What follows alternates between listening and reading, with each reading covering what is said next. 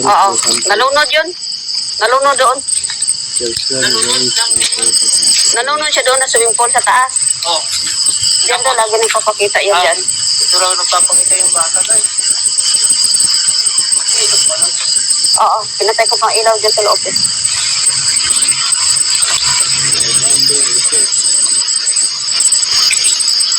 Ang Pilipino.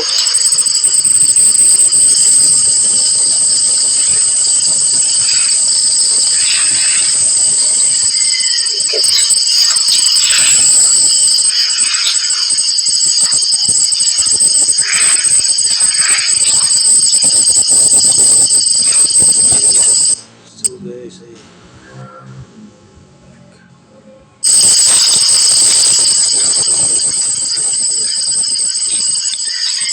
wait na daw ito.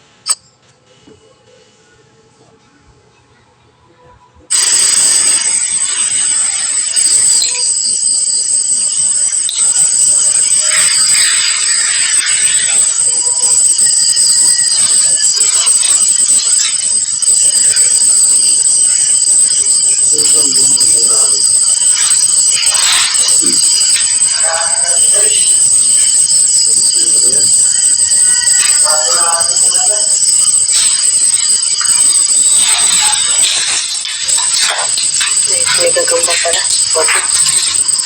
Ano pa yung bahay ng gagamba? Uy, gagi. Lakas ng bilang. Bakit? Pinapunta na ako dito oh. Bakit? Lakas dito oh. Pumasok ako dyan kanina eh. Oo. Pinilabutan ako. Lakas. Din eh. Oo, dyan. Ang lakas. Dito? Oo. Pagpasok ko. Labas mo. Pinilabutan ako eh. Ay. Sabihin mo rin. Pinakikiramdaman ko dito guys. Kasi nangingilabot talaga si Lord sa Astro dito. Meron siyang nararamdaman na bigat dito to guys.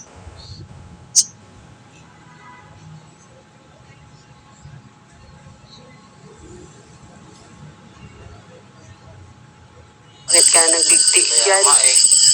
Sana hindi mo sinayang yung buhay mo. Makita mo lang ako. Bakit nagkandil? Tapos yun, hindi namin alam ang pangalan. Hindi kinabutan ako. Hindi, anak meron yan. Isipin mo naman dyan. Di ba? Ay, kanila mo. Makita mo na yung... Sana. Ha? Stay sa ano. At dito banda guys, may mga viewers si Astro na may mga third eye. At sinasabing mayroon daw black shadow. Mayroon na daw nakasilip sa amin. Diyan sa may mangga. Ngayon, punta namin doon sa kabilang side. Ang ingay ng mga aso na analin guys. Kailangan ng shadow daw. O diba? Oo,